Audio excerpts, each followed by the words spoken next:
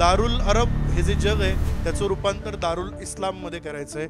आणि ते दारुल इस्लाममध्ये रूपांतर करण्यासाठी तुम्हाला जर काय करायचं असेल तर तुम्हाला जिहाद करायचा असतो. आणि तो जिहाद कसा करायचा तर तुम्ही आम्ही जे आहोत काफर, या काफरांना मारून तो जिहाद घडतो. म्हणून 26/11 सारख्या एखाद्या संध्याकाळी 10 माणसं आपल्या देशात येतात. त्यांना माहिती असतं तुम्ही आम्ही जे काफर आहोत, या काफरांच्या हातात एकही शस्त्र नाही, आपण सहज त्या काफरांना मारून आपला जिहाद यशस्वी करू शकतो. त्या आमच्या धर्माच्या कर्त्यांनी 10,000 वर्षांपूर्वी वेदांतामध्ये, त्या वेदांमध्ये लिहून ठेवलेलं होतं की मंगळाचा रंग लाल आहे. 1971 साली जेव्हा मंगळावरती जगातल्या शास्त्रज्ञांनी पाऊल ठेवलं तेव्हा त्यांनी जे संशोधन केलं त्या संशोधनांमध्ये त्यांच्या असं लक्षात आलं की अरे खरंच की जवळ जाऊन सुद्धा जर बघितला तर त्या मंगळावरच्या मातीचा आणि जैवसृष्टीचा रंग लाल दिसतो. ते 10,000 वर्षांपूर्वी ती जी हिंदू नावाची 2 अक्षरं तुमच्या त्या प्रवेश पत्रिकेवर लिहिलेली आहेत त्या हिंदू धर्मात जन्माला आलेल्या ऋषींनी जंगलामध्ये बसून त्याचा अनुमान लावलेला आहे. चंद्रावरती गेल्यानंतर त्या मातीचा रंग कुठला असणार आहे याचे उल्लेख आमच्या वेदांमध्ये येतात. हे सगळं जर तुम्ही तुमच्या मुलांना सांगणार नसाल तर मग तुमच्या मुलांना सांगायला आजूबाजूच्या अनेक शक्ती आहेत ना. ते पोर तुमच्या जवळ येईल आणि तुम्हाला म्हणेल की अगं आई लाईट काय बंद करायला सांगतेस, झोपायला काय सांगतेस, काल तो अफजल खान त्या प्रतापगडाच्या पायथ्याशी आला होता ना आणि महाराजांनी त्याच्यासाठी तो शामियाना बनवला होता ना. अगं आई आज तो अफजल खान महाराजांना भेटायला येणार आहे ना. अगं आई मला उत्सुकता आहे, महाराज खाली येणार आहेत का, अफजल खानाची त्यांची भेट होणार आहे का, काय घडणार आहे मला हे ऐकायचंय. हे जोपर्यंत तुम्ही घरात करणार नाहीत मग 101व्या दिवशी तुमचे महाराज गडावरून खाली उतरतील. काय म्हणाले आमचे वासुदेव बळवंत, ते असं म्हणाले की जे दुष्ट चांडाळ आणि पापी ब्रिटिश आहेत ना, जे ब्रिटिश लोक माझी आणि माझ्या आईची ताटातूट करतात त्या ब्रिटिशांना या देशामध्ये राहण्याचा अधिकार नाही.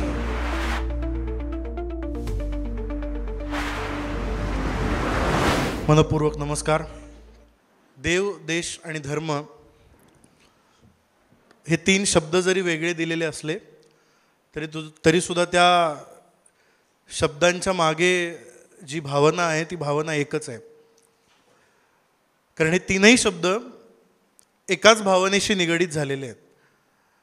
आपल्या देशाचा जर आपण इतिहास बघितला तर त्या इतिहासामध्ये अशा अनेक गोष्टी आहेत, अशी अनेक उदाहरणं आहेत की ज्याच्यात देव, देश आणि धर्म ह्याशी समांतर चाललेली आहेत. आणि ज्या ज्या देशांमध्ये त्याशी समांतर व्यवस्थित चालतात त्या देशांना फार काळजी करण्याचं कारण राहत नाही.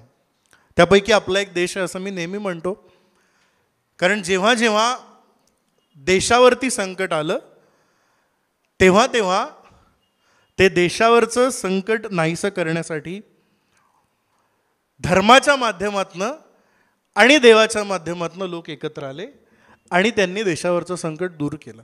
साधं उदाहरण, तुम्ही सगळेजण 9वीतली मुलं आहात असं मला आत्ता सरांनी सांगितलं. तुम्हाला तुमच्या शाळेमध्ये सगळ्या तुमच्या शिक्षकांनी शिकवलं असेल की लोकमान्य टिळकांनी आपल्या द ग्रेट लोकमान्य टिळक, त्या लोकमान्य टिळकांनी काय केलं, इंग्रजांविरुद्ध लढण्यासाठी सगळ्यात मोठी 2 स्वातंत्र्य चळवळीसाठी आयुधं वापरली.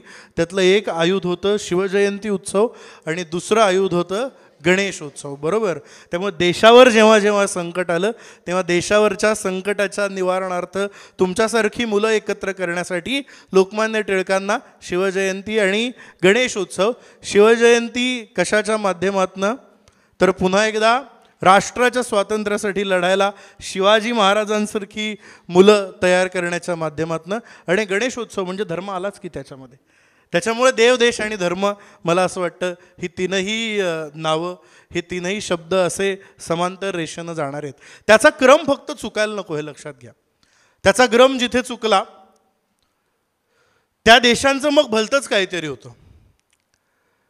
ज्या ज्या देशांनी देश या संकल्पनेपेक्षा धर्म आणि देव या संकल्पनेला प्राधान्य दिलेलं आहे त्या त्या देशांचा मग आपला शेजारी देश होत असतो.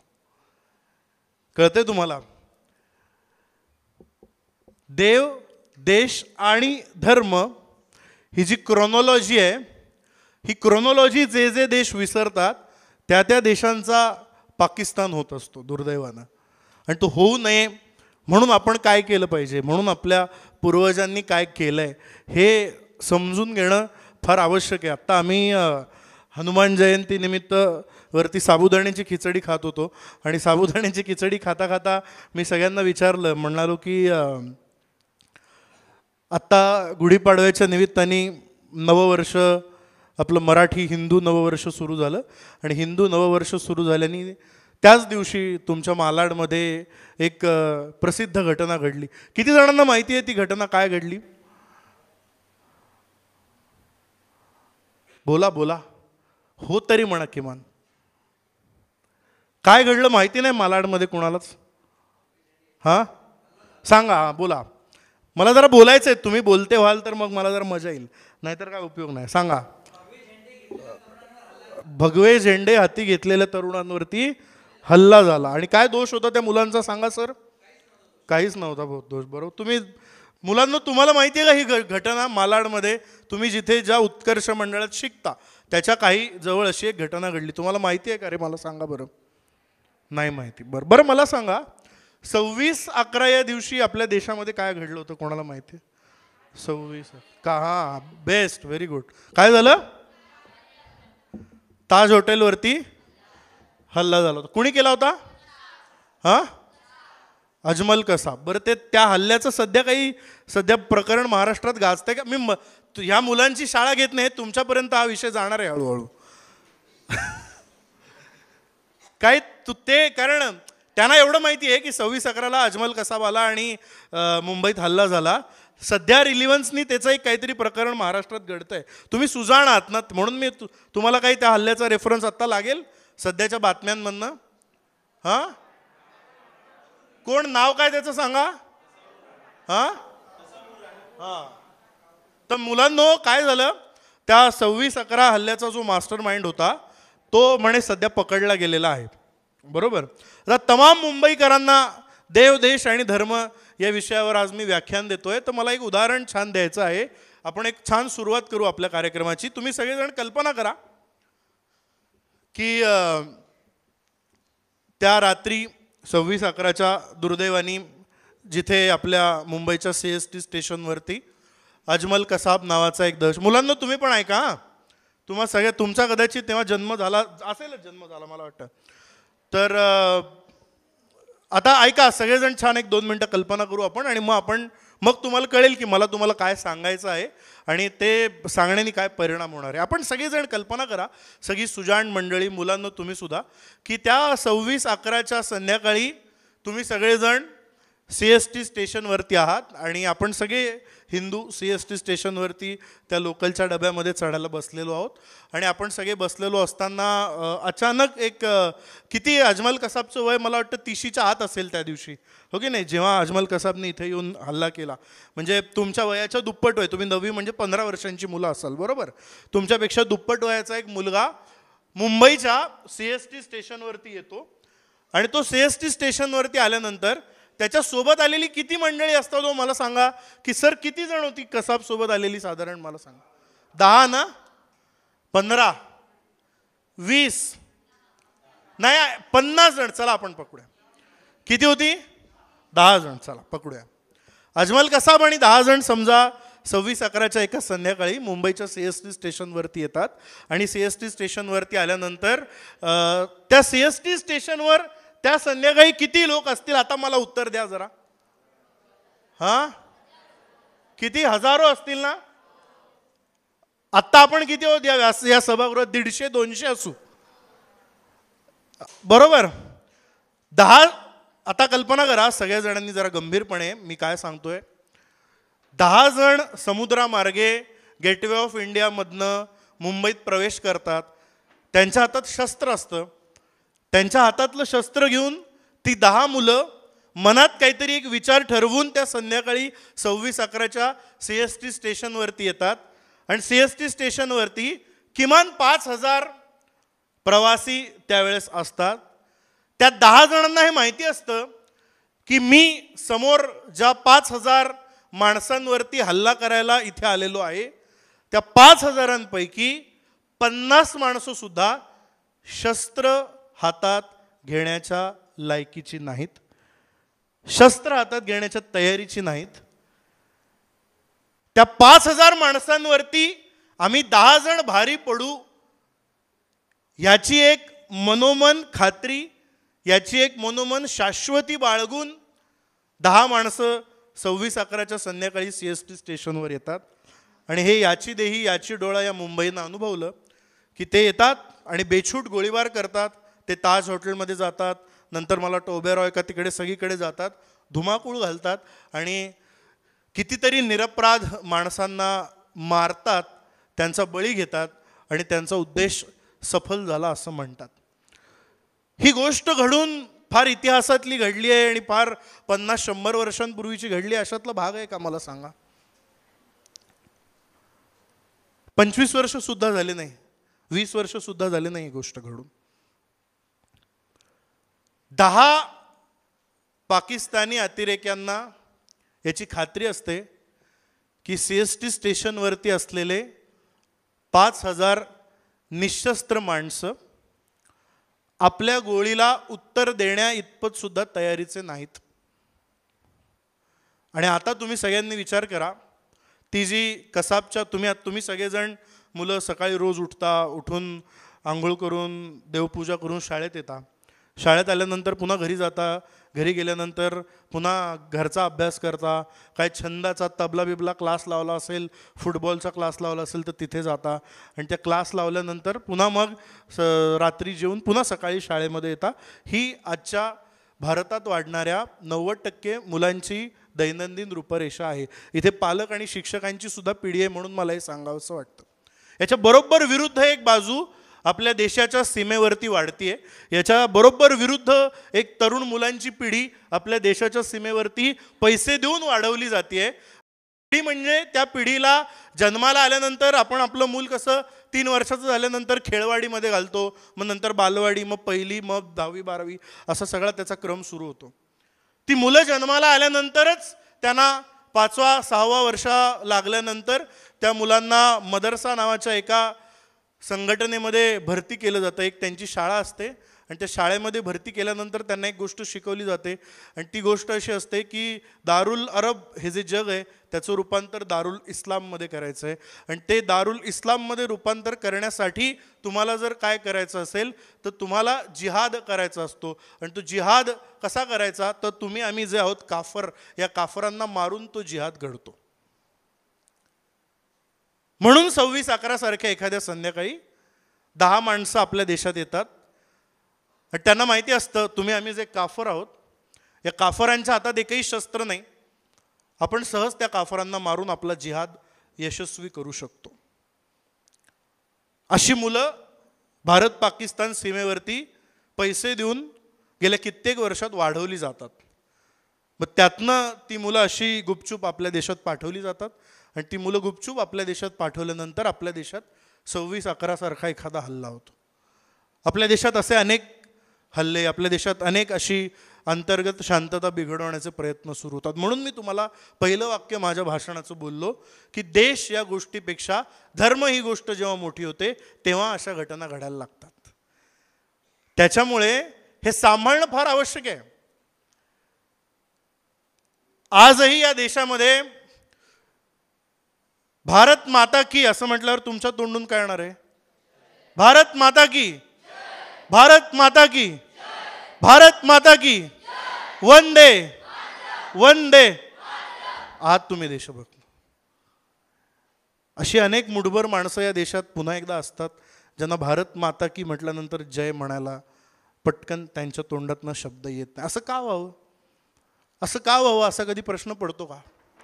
असं होतं या देशाच्या 78 वर्षाच्या स्वातंत्र्यानंतर. याचं कारण देव, देश आणि धर्म म्हणजे काय हे आपण त्यांना शिकवू शकलेलो नसतो.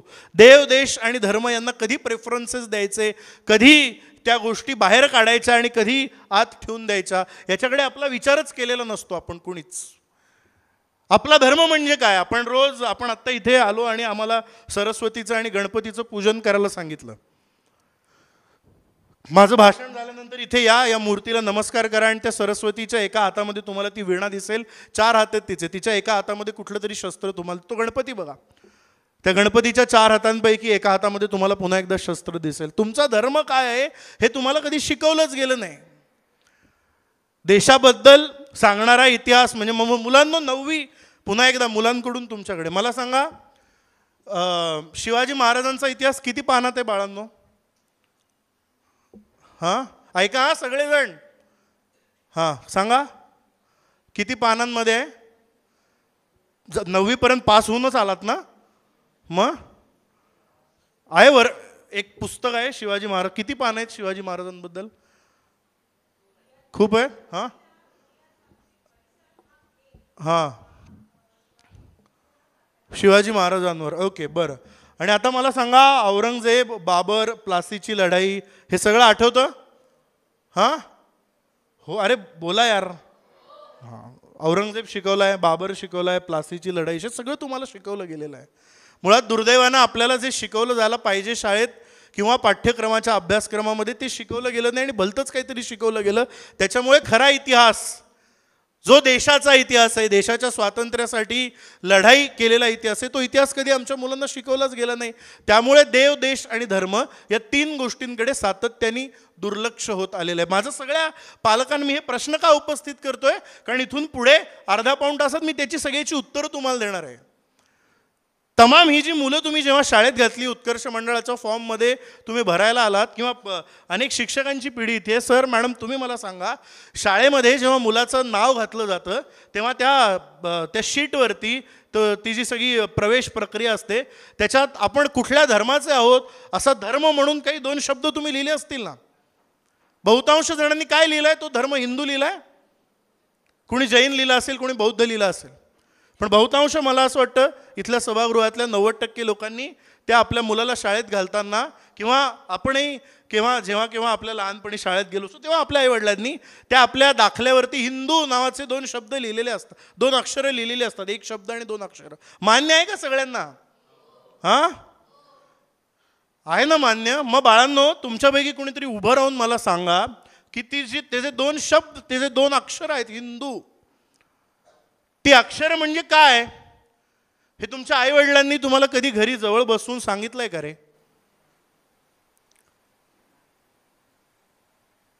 ऐकताय ना पालक हो? तुमच्या प्रत्येकाच्या रजिस्टरवरती शाळेत नाव घालताना हिंदू असे 2 अक्षरं लिहिलेले आहेत. मग ते हिंदू आहोत म्हणजे आपण कोण आहोत हे तुम्हाला कधीच कोणीच सांगितलं नाही, तुम्हाला विचारावं असं वाटलं नाही. कधी तुमच्या वर्गात असा तास घेतला गेला का की ती जी 2 अक्षरं आपल्या पाठ्यपुस्तकात लिहिली, आपल्या त्या सगळ्या प्रगती पुस्तकावर लिहिलेली आहेत किंवा शाळेच्या त्या दाखल्यावर लिहिलेली आहेत, हिंदू. आपण हिंदू आहोत म्हणजे आपण कोण आहोत? धर्म पहिला, देव, देश आणि धर्म. आपला धर्म आहे ना हिंदू. आपण कोण आहोत? आपण हिंदू आहोत. नववर्षाच्या स्वागत यात्रेमध्ये आपण मिरवायला जातो. आज हनुमान जयंती आहे. मनोजवम मारुततुल्य वेगम जितेंद्रियम बुद्धिमतां वरिष्ठम वातात्मजं वानरयूत मुख्यम श्रीरामदूतम शरणम प्रपद्ये. ज्या प्रभू श्रीरामानी संपूर्णपणे उत्तर भारतापासून दक्षिण भारतापर्यंत राक्षसांचं राज्य उलथवून टाकलं आणि तिथे आर्यांचं राज्य प्रस्थापित केलं, तो राम, तो प्रभू श्रीराम, आमच्या हिंदू धर्माची पताका रोवणारा प्रभू श्रीराम. गुढीपाडवा साजरा करतो आपण. विजयादशमीच्या दिवशी त्या रावणाला मारलं रामानी आणि विजयादशमीपासून त्याला मारल्यानंतर अयोध्येमध्ये ज्या दिवशी पहिलं पाऊल ठेवलं तो दिवस म्हणजे गुढीपाडव्याचा, नवा वर्षाचा दिवस. तो राम त्यानं हिंदू धर्मासाठी काय केलं हे तुम्हाला कधी सांगितलं का तुमच्या आईवडिलांनी? मुळात हिंदू आहोत म्हणजे कोण आहोत हे आपण आपल्या मुलांना सांगत नाही. हां बोल. हिंदुस्थानातील लोक म्हणजे हिंदू. मग मी अमेरिकेत जाऊन राहिलो तर मी हिंदू नाही, मी पाकिस्तानात जाऊन राहिलो तर मी मिशी भादरायची आणि दाढी वाढवायची. मग बघा किती निरागस बाळ आहे ती. त्यांना कधी शिकवलंच गेलं नाही की जो ख्रिश्चन धर्म या जगाच्या इतिहासात सांगितला जातो तो धर्म. तुम्ही सगळेजण गुगल वापरणारे आहात म्हणून देव, देश आणि धर्म ही नाती किती सुंदर आहेत बघा. कधी जर आपल्या बाळाला जवळ बसवलं असतं आणि आपल्या बाळाला जवळ बसवून जर तुम्ही सांगण्याचा प्रयत्न केला असतात की बाळा एक गोष्ट लक्षात घे की तुझ्या त्या शाळेत नाव घालताना त्या फॉर्मवरती मी जेव्हा सही केली तुझा पालक म्हणून, तुला जन्माला घालताना तुझं जे बर्थ सर्टिफिकेट घेतलं त्या बर्थ सर्टिफिकेटवरती तुझा धर्म म्हणजे हिंदू असे 2 अक्षरं लिहिले. तो धर्म म्हणजे काय असं जर कधी आपल्या मुलाला सांगावं असं वाटलं असतं, जे 350 वर्षांपूर्वी त्या जाधवांच्या लेकीला वाटलं होतं. आणि ती जाधवांची लेक जेव्हा भोसल्यांच्या घराण्यामध्ये आली तेव्हा तिला झालेल्या मुलाला बाजूला बसवून ते हिंदुत्व म्हणजे काय, आपण हिंदू आहोत म्हणजे आपण काय पराक्रमी धर्मामध्ये जन्माला आलेलो आहोत हे त्या काळात सांगितलं. ते सांगितलं नसतं तर छत्रपती शिवाजी महाराज नावाचा एक जागतिक कीर्तीचा माणूस या देशात जन्मालाच आला नसता. आज का दिसत नाहीत छत्रपती शिवाजी महाराजांसारखी मुलं, आज का दिसत नाहीत सावरकरांसारखी मुलं, आज का दिसत नाहीत विवेकानंदांसारखी मुलं? कारण त्या तिथे सर्वधर्म परिषदेमध्ये व्याख्यान देऊन विवेकानंद भारतामध्ये आले. विवेकानंदांना अक्षरशः हार्वर्ड विद्यापीठासारखे सगळे जे काय तिची सगळी विद्यापीठं होती ना, ती सगळी विद्यापीठं मानाच्या खुर्च्या द्यायला तयार होती. ते म्हणतो तुम्ही फक्त खुर्चीवरती बसायचं, करायचं काहीच नाही. विवेकानंदांसारखा दिग्गज माणूस आमच्या विद्यापीठाच्या खुर्चीवरती कुठल्या तरी पदावरती बसलेला हीच आमच्यासाठी भूषणाची गोष्ट आहे. वाटेल तेवढा पगार काहीही न करता. अशा कित्येक ऑफर्स विवेकानंदांना आलेल्या होत्या. पण विवेकानंद असं म्हणाले की या भारताची माती इतके दिवस जेव्हा मी त्या सर्वधर्म परिषदेच्या निमित्तानं भारत सोडला आणि मी अमेरिकेला गेलो तेव्हा मला माझ्या मातृभूमीबद्दल प्रेम वाटत होतं. मला माझी मातृभूमी महत्त्वाची हे जाणवलं होतं. पण तिथे गेल्यानंतर माझ्या लक्षात आलं माझ्या मातृभूमीची माती सुद्धा मला प्रिय वाटते. देश तर आहेच हो, माझी माती मला प्रिय वाटते. का देश महत्त्वाचा वाटला? वासुदेव बळवंत फडके सर, कधीतरी मुलांची सहल आपण पनवेलला नेऊया. पनवेलला शिरढोणला वासुदेव बळवंत फडक्यांचा वाडा आहे. काय या माणसांना असं वाटलं की सगळं सोडून द्यावं आपल्या आयुष्यातलं आणि जावं आपण या देशासाठी लढावं. वासुदेव बळवंत फडके आमचे शिरढोणजवळ त्यांचं घर आहे, कधी तुम्हाला आपण तिथे घेऊन जाऊ. त्या वासुदेव बळवंत फडक्यांवरती खटला भरला गेला आणि खटला भरून त्यांना एडनला पाठवणार होते तुरुंगामध्ये. आणि एडनला त्यांना पाठवणार होते आणि असे 2-2.5 हजार लोक त्या न्यायासनासमोर बाहेर जमलेले होते की आता वासुदेव बळवंत फडक्यांना पुन्हा बघता येणार नाही कारण ते एडनला तिकडे जाणार. आणि असे 2 हात त्यांचे साखळदंडांनी बांधून ठेवलेले वासुदेव बळवंत फडक्यांचे. काय वासुदेव बळवंत फडक्यांना ब्रिटिश साम्राज्याविरुद्ध असं वाटलं होतं? तुम्हाला 1857चं स्वातंत्र्य समर शिकवलं ना? हां नाही? बापरे, मलाच धडकी शिकवलं ना? 1857चे स्वातंत्र्य समर, भारताचं स्वातंत्र्य युद्ध नसेल तर मी सांगतो. तुम्हाला माहिती आहे ना? हां का विसरलात?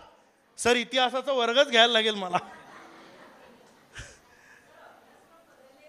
अहो पण अभ्यासक्रम किती बदलो, 1857चं स्वातंत्र्य समर माहित नाही म्हणजे किती दुर्दैव आहे. काय सांगू मी? पालकांनो विसरलात का? हां मंगल पांडे विसरलात, झाशीची राणी विसरलात, ते लेकरू कडेवर घेऊन ती लढली. फोटो असतो ना सरकारी कागदपत्र सरकारी कचेऱ्यांमध्ये गेल्यानंतर लावलेले. गंमत बघा मित्रांनो, 1857चं स्वातंत्र्य समर झालं. 1857च्या स्वातंत्र्य समरानंतर 40 वर्ष गेली. त्या 40 वर्षात एकमेव महाराष्ट्राच्या मातीतलं उदाहरण आहे. असे तो हिमाचल भारत होता तेव्हा पाकिस्तान बांगलादेश आपलंच होतं. एवढ्या मोठ्या भारतामध्ये एक माणूस तुमच्या माझ्या मुंबईच्या जवळच्या पनवेलमधला उभा राहिला. त्याला असं वाटलं की आपण लढायचं. 40 वर्षात एक माणूस फक्त महाराष्ट्राच्या मातीतनं तयार होतो, बाकी कुणालाच असं वाटलं नाही. एक वासुदेव बळवंत फडके उभा राहतो आणि एक वासुदेव बळवंत फडके काय करतो? वासुदेव बळवंत फडके आमचे त्या मिलिटरी फायनान्स विभागात नोकरी करत होते, ब्रिटिशांची नोकरी करत होते. काय असं त्यांना वाटलं मला सांगा? त्यांना तिथे एडनला नेऊन जन्मठेपेची शिक्षा दिली ना ब्रिटिशांनी. असं काय केलं त्यांनी वेगळं? का त्यांना त्यांचा देश महत्त्वाचा वाटला? ते मिलिटरी फायनान्स विभागात काम करत होते आणि काम करत असताना एक दिवस अचानक पत्र आलं त्यांना त्यांच्या घरून शिरढोणवरनं. आणि त्या मुलांना ऐका, तुम्ही काय कराल? तुम्ही जर असतात 150 वर्षांपूर्वी तर तुम्ही काय केलं असतं? मला उत्तर द्या, मग तुम्हाला कळेल देव, देश आणि धर्म का महत्त्वाचा आहे.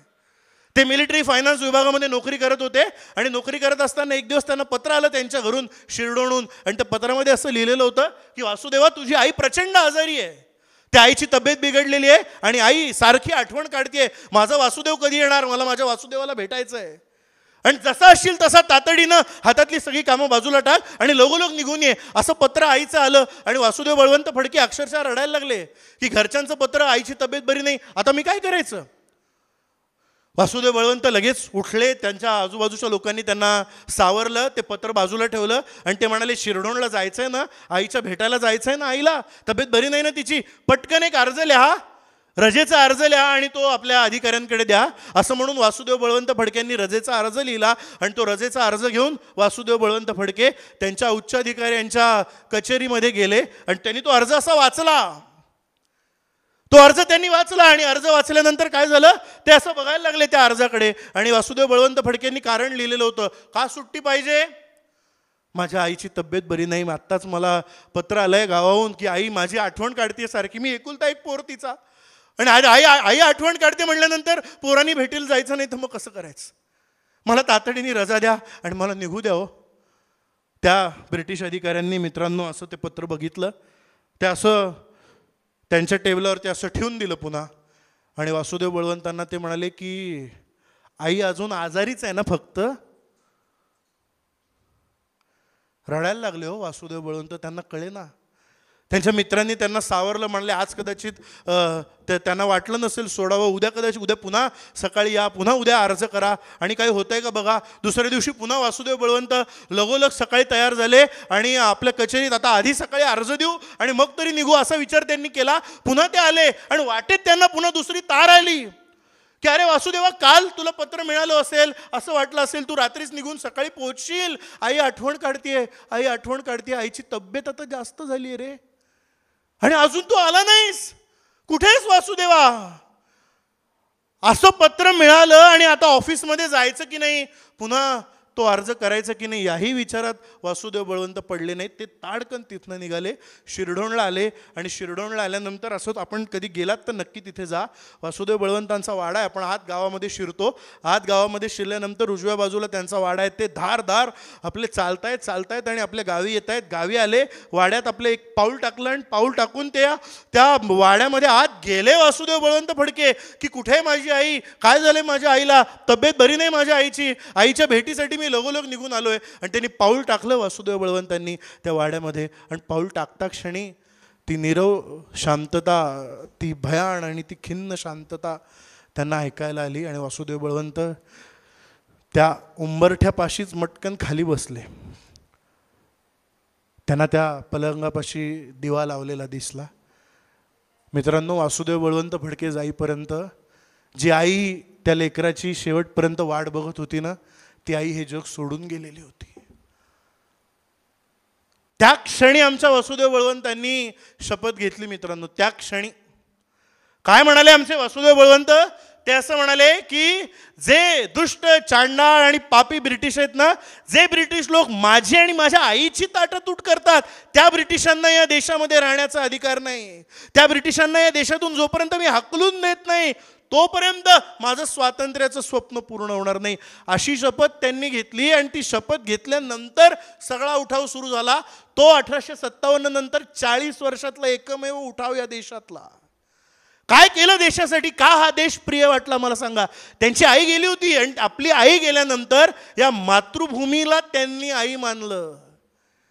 आज आपल्याला तशी गरज नाही. 78 वर्षाच्या स्वातंत्र्याची इतकी सुंदर आपण उपभोगलेली आहेत आणि आता तर त्याच्या पुढं काय करायचं हा सगळा विचार आहे.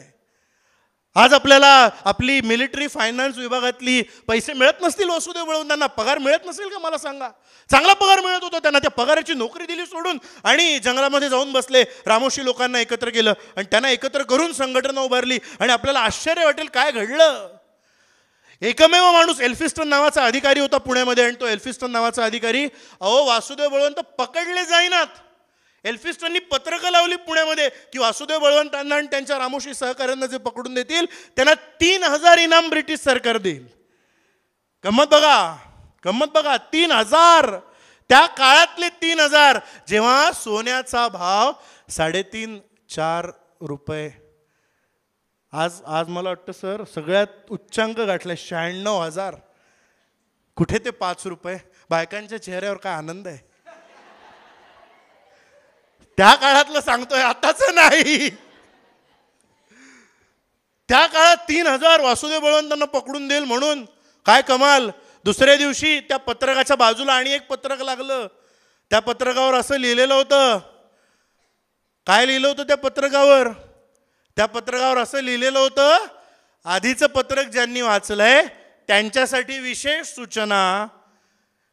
वासुदेव बळवंतांना पकडून देणाऱ्या जर 3,000 बक्षीस सरकार देत असेल तर पुण्याचा कलेक्टर एल्फिस्टन यास धरून जो आणेल त्यास वासुदेव बळवंत फडके 5,000चे इनाम देतील.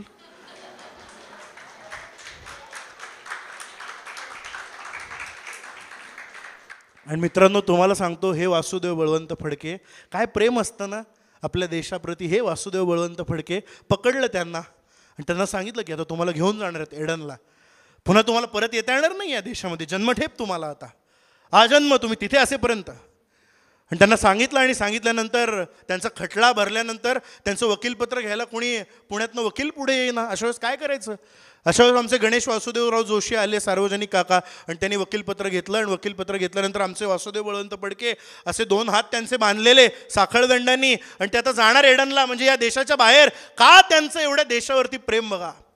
ते म्हणाले, ते सगळे माणसं त्यांना बघायला आली की आता वासुदेव बळवंत पुन्हा दिसणार नाहीत. ते म्हणाले, मित्रांनो राम राम. सगळ्या लोकांनी असे हात वरती केले, त्यांना अभिवादन केलं. आणि अभिवादन केल्यानंतर ते म्हणाले, माझी एक इच्छा पूर्ण कराल. या मातीसाठी लोकांनी काय केलंय तुमच्या लक्षात येणार. वासुदेव बळवंत म्हणाले, माझी एक इच्छा पूर्ण कराल. लोक म्हणले, हो सांगा काय पूर्ण करायचंय, काय पूर्ण करायचंय, काय हवंय तुम्हाला. वासुदेव बळवंत फडके असं म्हणले, माझी एक इच्छा पूर्ण करा. इथून पुढे मी एडनला जाणार. माझ्या मातृभूमीत पुन्हा मी पाय ठेवणार नाही. माझ्या मातृभूमीची माती मला आणून द्याल. लोकांनी आपल्या पायाखालची जमीन खरवडली.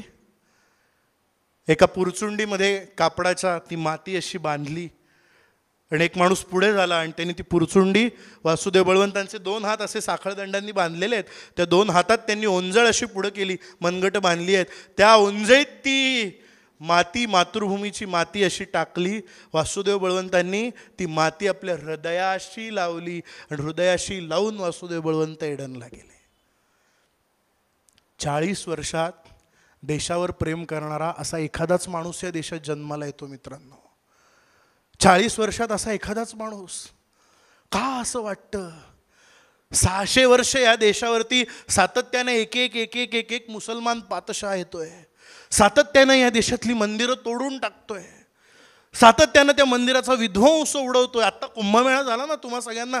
तुम्ही सगळेजण कुंभमेळा आत्ता कळलं ना तुम्हाला? जरा सांगितलं, या पोरांना सांगणं आवश्यक आहे. काय झालं आता प्रयागराजला? हां, कोण गेलं होतं? कोण कोण जाऊन आलं प्रयागराजला? कोणीच गेलं नाही. किती पुण्यवान आहेत सगळे. प्रयागराजला आत्ता जो कुंभमेळा झाला, काय आहे देव, देश आणि धर्म याच्याबद्दल तुम्हाला मी जे सांगेन आत्ता या सगळ्याबद्दल आश्चर्य वाटेल तुम्हा सगळ्यांना. मला एक गोष्ट सांगा, 600 वर्ष या देशावरती सतत एक आक्रमक येतोय. या देशातली मंदिरं पाडतोय आणि ती मंदिरं पाडून निघून जातोय. पुन्हा इथेच तीच मंदिरं उभी राहतात. काशीला कोण जाऊन आलंय तुमच्यापैकी? मला सांगा. जे लोक काशीला जाऊन आले असतील त्यांना असं दिसेल सर की काशीला आपण जर गेलो तर असं बाजूला ती ज्ञानवापी मशीद आहे आणि त्या ज्ञानवापी मशिदीच्या बाजूला एक शंकराचं मंदिर आहे. ते काशी विश्वेश्वराचं मंदिर आहे, बरोबर. सातत्याने लोक येत होते, मंदिरं पाडून टाकत होते. तुम्हाला आश्चर्य वाटेल, औरंगजेबानी 2 वर्षामध्ये 1666 साली औरंगजेबाने एक हुकूम काढला. तुम्ही आता हा औरंगजेब तुमच्या पुस्तकात वाचलेलं नसेल बरं का. मी आता वेगळा औरंगजेब तुम्हाला सांगतो, म्हणजे तुम्हाला कळेल देव, देश आणि धर्म किती महत्त्वाचे. गमत बघा. तर 1666 साली औरंगजेबाने एक आदेश काढला आणि त्यात त्यांनी असं लिहिलं की राजस्थान, मेवाड आणि मारवाड हे जे 3 प्रदेश आहेत, या 3 प्रदेशातली जेवढी हिंदू मंदिरं आहेत ती सगळी हिंदू मंदिरं तोडून टाकायची. आता मुलांनो कल्पना करा, तुमच्या घराजवळ एखादं छान मंदिर आहे, तुम्ही 300 वर्ष जुन्या इतिहासात जाऊ शकत नाहीत. त्याच्यामुळे तुम्हाला आता कल्पना करायला सांगतो, ते एक छान मंदिर आहे, रोज तुम्ही शाळेत येताना त्या देवळापाशी जाता आणि त्या देवाचं दर्शन घेता. अचानक एक दिवस कोणतरी आलं आणि त्या मंदिर तोडून निघून गेलं, तर काय वाटेल तुम्हाला? मला सांगा. वाईट वाटेल ना? आपल्या घरातलं देवघरच जर कोणी पाडून टाकलं तर काय वाटेल आपल्याला? मला सांगा ना. अगदी आपल्या घरापासून विचार करा. मंदिर तरी आपल्या घराच्या बाहेर असतं. कोणीतरी एक दिवस आपल्या घरात घुसला चोर, आणि त्या चोराने घरात घुसल्यानंतर काय केलं? सगळ्यात आधी आपलं देवघर तोडून टाकलं. काय वाटेल आपल्याला? हा, राग येईल ना. सणसणीत कानाखाली वाजवाविषयी वाटेल ना त्याच्या. जर देवांची आपण रोज पूजा करतो, हा, वाटेल ना. अशी मंदिरं आपल्या देशात पाडणारी एक टोळी आलेली होती, आणि जी टोळी 600 वर्ष सातत्याने या देशातली मंदिरं पाडत होती. सातत्याने मंदिरं. दिल्लीला गेल्यानंतर कुतुब मिनार नावाच्या जागेवर जर तुम्ही गेलात तर ती 1000 मंदिरं पाडून त्या मंदिराच्या अवशेषातनं तो कुतुब मिनार उभा केलेला आहे. गोव्याला सगळ्यांना जायला आवडतं. गोव्याला गेल्यानंतर जर कधी बघाल तर सप्तकोटेश्वराचं एक मंदिर आहे नॉर्वेमध्ये, गोव्याला. त्या सप्तकोटेश्वर मंदिरापाशी जी शिवपिंड होती, ती शिवपिंड तिथल्या पोर्तुगीजांनी तोडली. आणि ती शिवपिंड तोडल्यानंतर आपण आपल्या बिल्डिंगच्या पायऱ्यांवरती जशा टाईल्स बसवतो ना, की एकावर एक असं खाली पाय आपला जावा व्यवस्थित, सप्तकोटेश्वर मंदिरातली शिवपिंड तोडून एका पाण्याच्या तलावाच्या पायरीवरती बसवण्यात आलेली होती. वाईट वाटतं ना? वाईट वाटतं ना हे ऐकून? हा, महाशिवरात्र झाली आत्ता 2 महिन्यापूर्वी. एक शिवपिंड अशी पायरीवरती बसवली. वाईट वाटतं.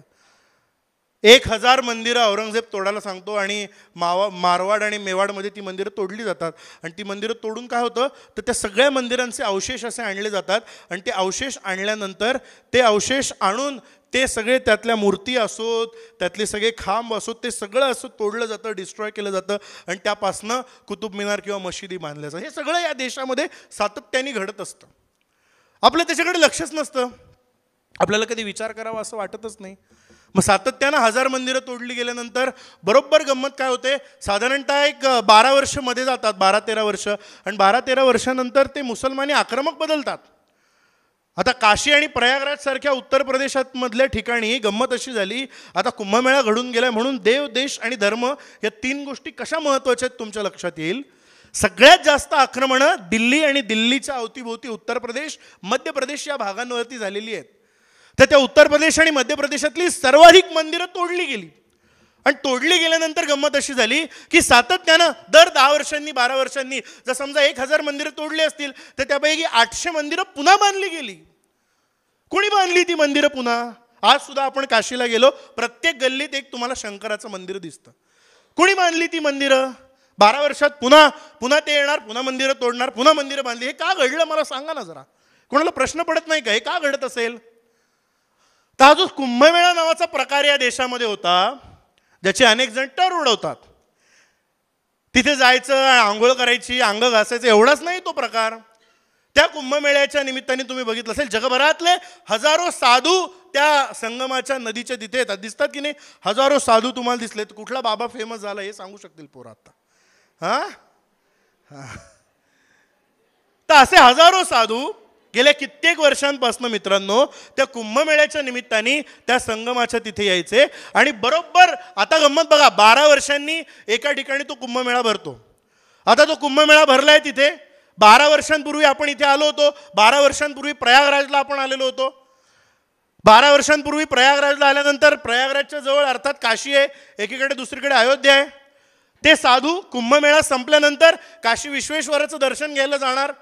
तेच साधू अयोध्येला जाणार. आणि मग अयोध्येला गेल्यानंतर किंवा काशीला गेल्यानंतर त्यांच्या असं लक्षात येत होतं की 12 वर्षांपूर्वी आपण इथे ज्या ज्या मंदिरांना भेटी दिल्या, आज त्यापैकी इतकी मंदिरं तोडली गेलेली आहेत.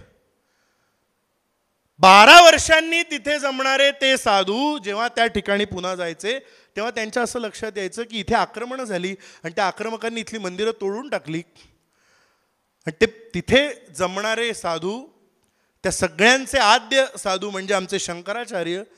त्या शंकराचार्यांना असं वाटलं, ते शंकराचार्यांचं नाव तुमच्या पुस्तकात कुठेही नसेल हे मी खात्रीनं सांगतो, शोधूही नका. तर त्या शंकराचार्यांना मग असं वाटलं की सातत्याने जर अशी आक्रमणं या देशावर होत राहिली तर मग काय होईल मला सांगा. या देशातला धर्म नाहीसा होईल.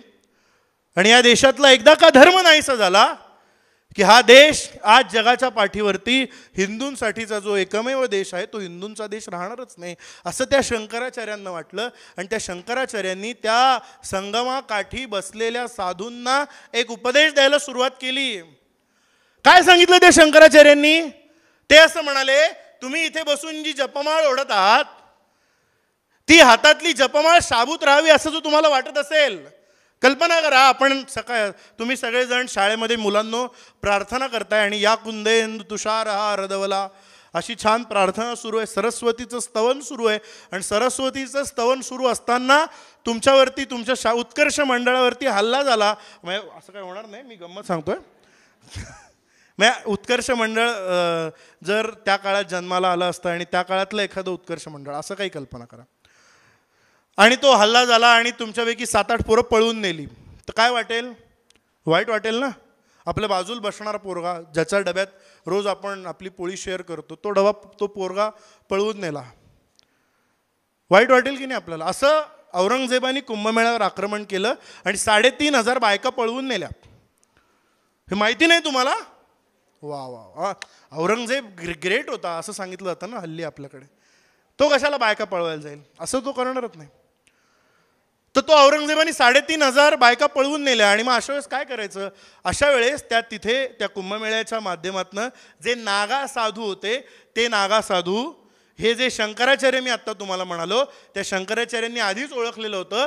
ते शंकराचार्य त्या साधूंना कित्येक वर्ष आधी सांगते झालेले होते की जी जपमाळ आपण हाताने ओढतो ना ती हातातली जपमाळ ओढायला आपला हात शाबूत राहायला पाहिजे. ज्या तोंडानं आपण रामनाम म्हणतो ते तोंड, ते मस्तक शाबूत राहायला पाहिजे.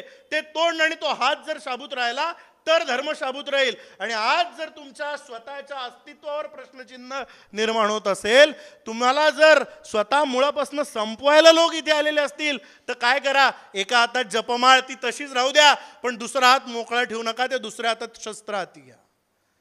त्या शंकराचार्यांनी 800 वर्षांपूर्वी ते ओळखलं आणि प्रयागराजच्या किनाऱ्यावरती जमा होणाऱ्या साधूंना असं सांगितलं की धर्म आणि देश या 2 गोष्टी टिकवायच्या असतील तर देवाच्या निमित्ताने सुरुवात करायला लागेल.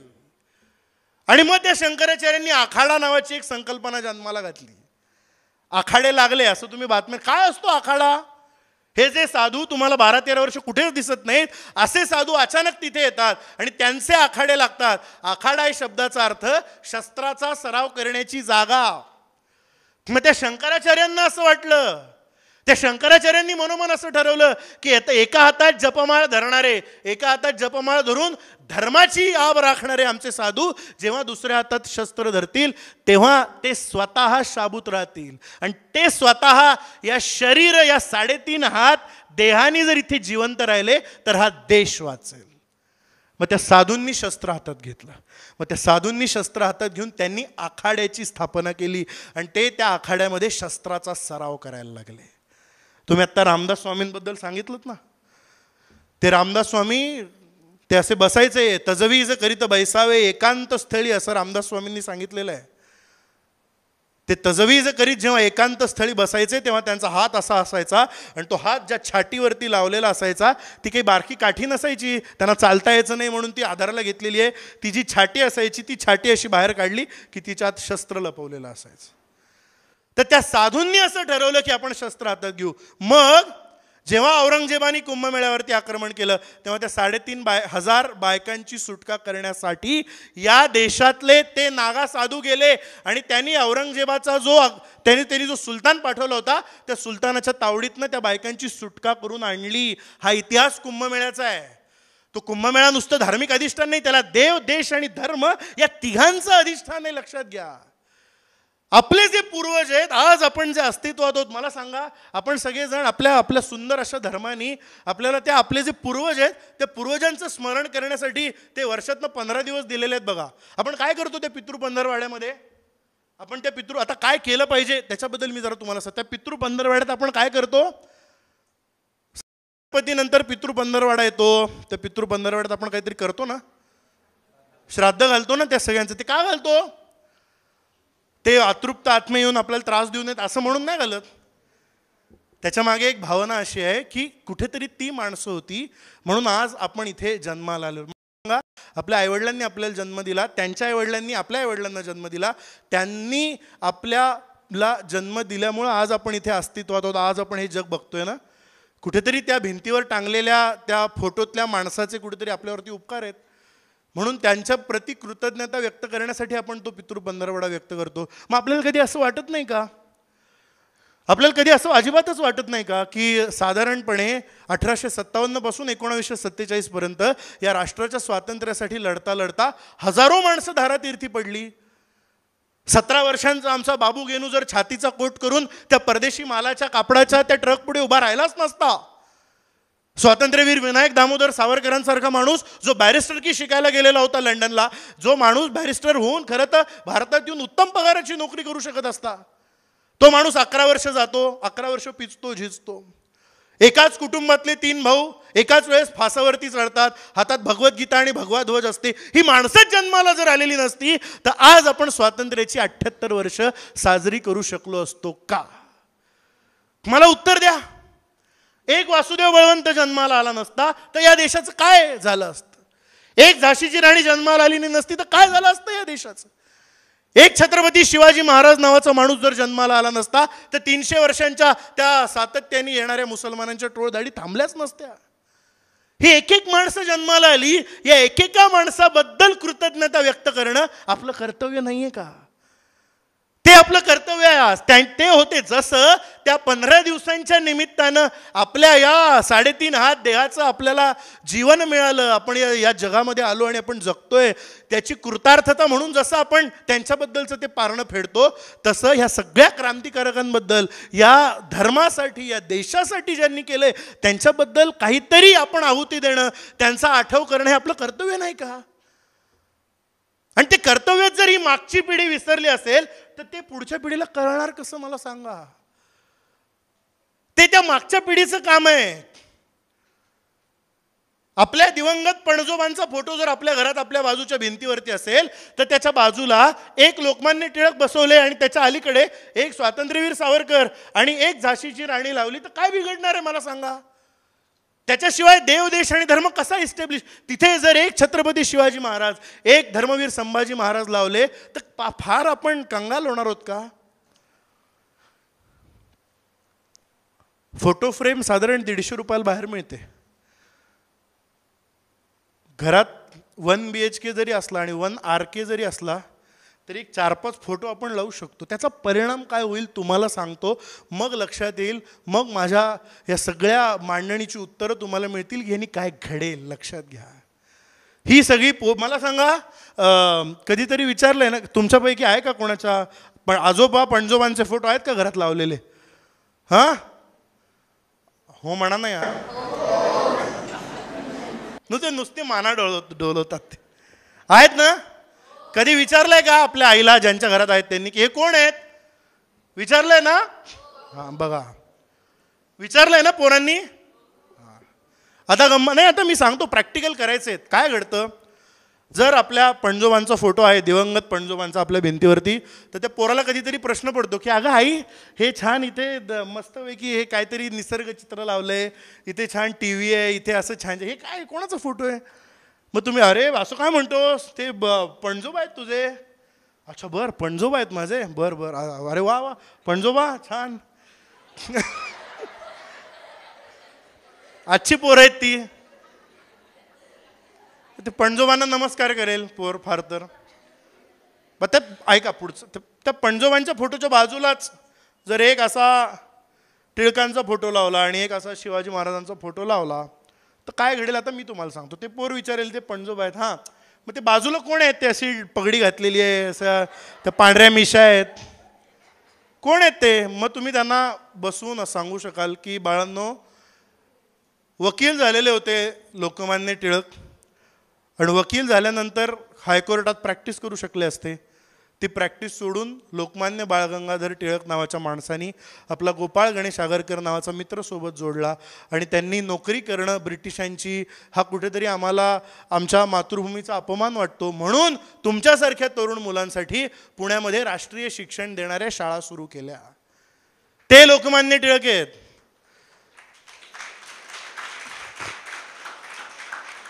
ज्यांना असं वाटलं की हजारो ब्रिटिशांच्या पुढे हजारो ब्रिटिश होते आणि त्या ब्रिटिशांच्या, तुम्हाला आश्चर्य वाटेल, मी मुलांनो काय तो माणूस होता, या गोष्टी तुम्हालाच माहीत नाही, तुम्ही मुलांना काय सांगणार. मंडालेला होते आमचे 6 वर्ष लोकमान्य टिळक.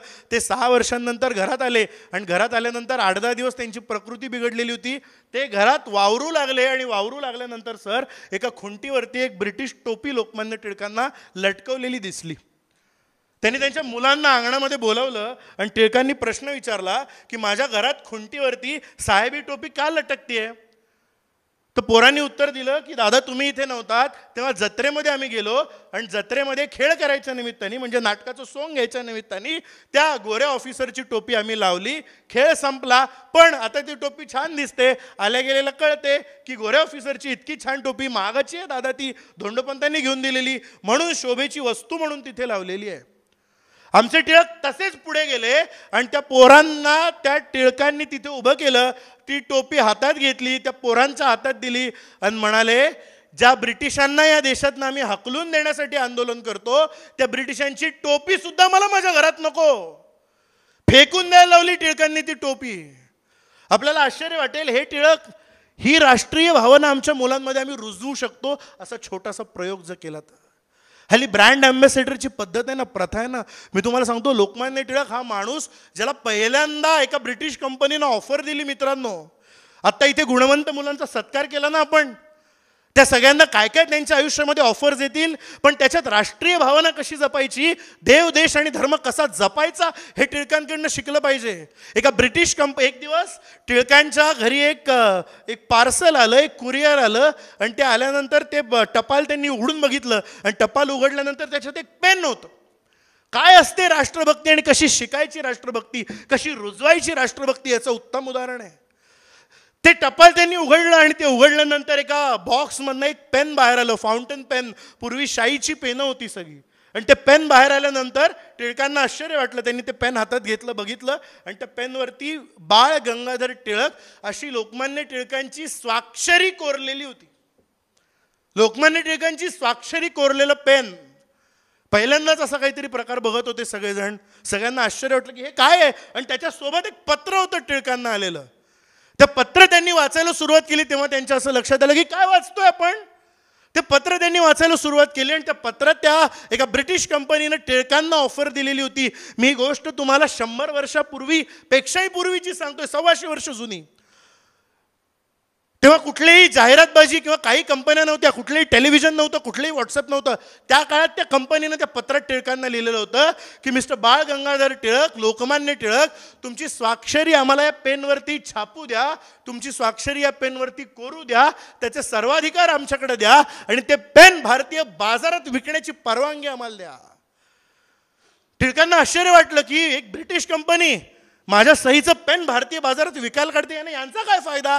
त्यात असं लिहिलेलं होतं, टिळक, तुमची जी लोकप्रियता आहे त्या लोकप्रियतेचा आम्हाला व्यवसाय करायची इच्छा आहे. टिळक म्हणाले ही आयडिया, ही कल्पना जर माझ्या पुण्यातल्या कुठल्या टिळकांनी पत्रांनी उत्तर दिलं त्या कंपनीला. ते म्हणाले जर एखाद्या भारतीय माणसाने अशी कल्पना राबवली असती तर मला त्याचा अभिमान वाटला असता, पण तुम्ही ब्रिटिश आहात आणि सध्या आम्ही तुमच्या साम्राज्याविरुद्ध लढतोय, त्याच्यामुळे यानं मला कितीही आर्थिक फायदा होणार असला तरी सुद्धा मी तुमची ऑफर नाकारतो.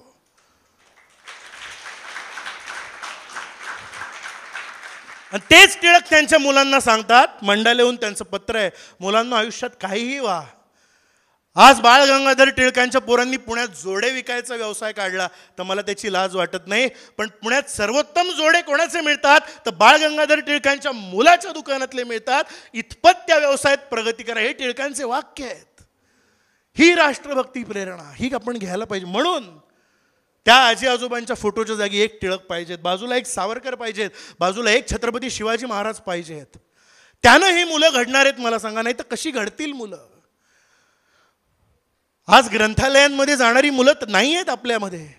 किती मुलं ग्रंथालयांमध्ये, किती पुस्तकं वाचली तरी बाळांनो तुम्ही मला सांगा. कुणी वाचलंय शिवाजी महाराजांचं चरित्र, कुणी वाचलंय बाबासाहेब पुरंदऱ्यांचं राजा शिवछत्रपती. राजा शिवछत्रपती वाचणारी मुलं फार कमी आहेत. पालकांच्या पिढीची जबाबदारी आहे. आपण काय ऐकतो सर, आपण शिवाजी महाराजांचं चरित्र ऐकतो तेव्हा आपण काय ऐकतो की जिजाऊ साहेब काय करायच्या बालपणी, जिजाऊ भाऊसाहेब काय करायचा, तर जिजाऊ भाऊसाहेब म्हणे त्या बालशिवबाला पलंगावरती घेऊन बसायचा आणि संध्याकाळी त्याला रामाच्या कृष्णाच्या गोष्टी सांगायच्या, पांडवांच्या गोष्टी सांगायच्या. जिजाऊ भाऊ, तुम्ही म्हणाल जिजाऊ भाऊसाहेबांच्या काळात कुठे होता डोरेमॉन? असता तर ते नाही, तसं नाही, तसं नाही आहे. रामाच्या आणि कृष्णाच्या गोष्टी जर आपण मुलांना सांगितल्या तर कुठेतरी शिवाजी जन्माला येतो. सावरकरांनी काय लिहिलंय त्यांच्या बालपणाविषयी मित्रांनो, आपल्याला आश्चर्य वाटेल. काय केलं पाहिजे देव, देश आणि धर्मासाठी? का घडले सावरकर? आपल्याला प्रश्न पडायला पाहिजे. पर्वचा म्हणण्याची एक पद्धत होती. किती वाजलेत मी तुम्हाला सांगतो, 7:30 वाजलेले आहेत आणि 7:30 ही दिवे लागणीची वेळ आहे, बरोबर. 100 वर्षांपूर्वी मालाडमधल्या प्रत्येक सुसंस्कृत घरात 100 वर्षांपूर्वी दिवा लागायचा आणि दिवा लागताना एक ती आजी असेल, एक ती आई असेल, ती जी घरातली मायमाऊली असेल, ती घरातली मायमाऊली त्या घरातले 4 चिमुरडे एकत्र करायची आणि ते चिमुरडे एकत्र करून ती दीपज्योत अशी उजळत असायची आणि त्या दीपज्योतीसमोर बसून त्यांना पर्वाचा म्हणायला शिकवायची. किती आया आपल्या मुलांना आज पर्वाचा म्हणायला शिकवतात हो. सर, मी एका ठिकाणी कार्यक्रमाला गेलो होतो आणि माझ्यासोबत घडलेला प्रसंग आहे. मी सांगितलं की सावरकरांची आई, सावरकर 9 वर्षाचे असताना गेली आणि 9 वर्षाचे असताना त्यांची आई गेल्यानंतर गंमत अशी झाली की सावरकरांनी नंतर त्यांच्या आईच्या आठवणी लिहिल्या आणि ते म्हणाले, 9 वर्षाचा मी होतो, मला काही फार कळत नव्हतं, पण माझी आणि माझ्या आईची एकमेव आठवण आहे की आम्ही शाळेतनं थकून दमून संध्याकाळी घरी यायचो आणि घरी आल्यानंतर माझी आई काय करायची, तो दिवा लावण्याच्या निमित्ताने आम्हाला देवघरात घेऊन जायची आणि त्या देवघरात घेऊन गेल्यानंतर आम्हाला रामाच्या कृष्णाच्या गोष्टी सांगायची. त्या गोष्टी सांगितल्यानंतर आम्ही रामरक्षा म्हणायचो, त्या गोष्टी सांगितल्यानंतर आम्ही भीमरूपी महारुद्रा म्हणायचो आणि मग ते जितेंद्रियम बुद्धिमताम वरिष्ठम हे जे शब्द आहेत, या शब्दांचा अर्थ आम्हाला कळायचा नाही, पण जितेंद्रिय सुद्धा आहे आणि बुद्धिमताम वरिष्ठम सुद्धा आहे. काय वर्णन आहे बघा. तो जितेंद्रिय सुद्धा आहे, तो बुद्धिमताम वरिष्ठ सुद्धा आहे. वातात्मजम वानरयूथ मुख्यम श्रीरामदूतम शरणम प्रपद्ये. इतका तो कसा काय आहे? आम्हाला प्रश्न पडायचा. आई कुजंतम राम रामेती मधुरम मधुराक्षरम आरुह्य कविता शाखाम, हे काय आहे? रामरक्षा कशासाठी म्हणायची? आम्हाला प्रश्न पडायचा. आणि मग आई आम्हाला राम सांगायची, मग आई आम्हाला कृष्ण सांगायची. रोज ती भगवद्गीता उघडली जायची आणि त्या भगवद्गीतेतला एक एक अध्याय आई आमच्यासमोर म्हणून दाखवायची आणि मग त्या अध्यायाच्या निमित्ताने आम्हाला काही कळायचं नाही. कोण कुठला तो श्रीकृष्ण, कोण कुठले त्याचे ते आप्तेष्ट, काय परिणाम होतो हे लक्षात घ्या. मी आपल्याला प्रयोग करायला सांगेन, कधी जा घरी, पोरांना बसवा. त्यांना माहीत नाही श्रीकृष्ण कोण आहे, त्यांना माहीत नाही त्या 18 अक्षौहिणी सेना का उभ्या आहेत आणि त्या 18 अक्षौहिणी सेनांमध्ये तो जो सगळा त्या सेनांमधला ती जी सगळी माणसं आहेत ना, ती त्या श्रीकृष्ण, त्या सगळ्या अर्जुनाचे नातेवाईक आहेत. आणि अचानक गोष्टी सांगा मुलांना, या त्यांना सांगा.